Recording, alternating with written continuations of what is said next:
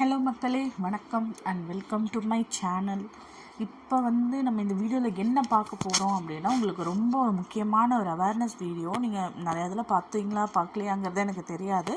But நான் இப்போ பார்த்த உடனே உங்களுக்கு அதை ஷேர் பண்ணணும் அப்படின்னு தோணுச்சு. அதுக்காக தான் இந்த வீடியோ.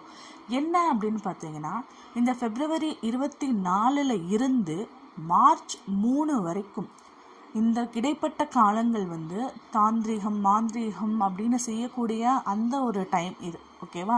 உங்கள் குழந்தைகளை வச்சு என்ன வேணாலும் பண்ணுவாங்க.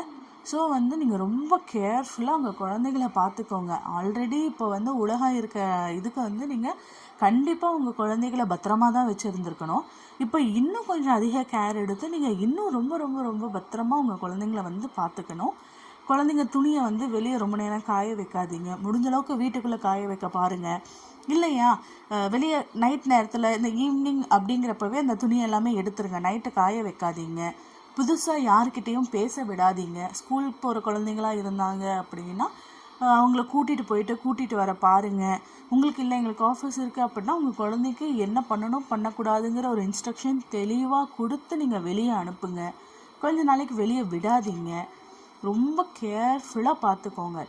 இதை கேட்குற உங்களுக்கு இதெல்லாம் யாராவது நம்புவாங்களா அப்படின்னு இருக்கும். பட் செய்யக்கூடியவங்களுக்கு, இந்த மாந்திரிகம் செய்யக்கூடியவங்களுக்கு இதில் அதிக நம்பிக்கை இருக்கும். அதனால தான் அவங்க அந்த ப்ராசஸே செய்ய போகிறாங்க. அதுக்கு உங்கள் குழந்தைகளை யூஸ் பண்ணுறதுக்கு நிறையா சான்சஸ் இருக்குது.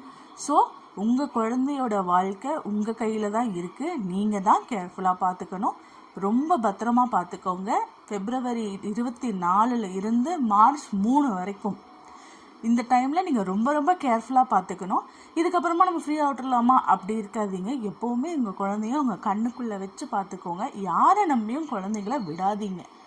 தப்பு செய்கிறவங்க யாருமே தூரமாக இருந்து வர்றது கிடையாது. எல்லாம் நம்ம பக்கத்துலேயே இருந்து நம்ம கூட அன்றாட வாழ்க்கையில் நகர்ந்துட்டு இருக்கவங்க தான் இருக்காங்க. ஸோ ரொம்ப கேர்ஃபுல்லாக உங்கள் குழந்தைகளை பார்த்துக்கோங்க. தேங்க்யூ.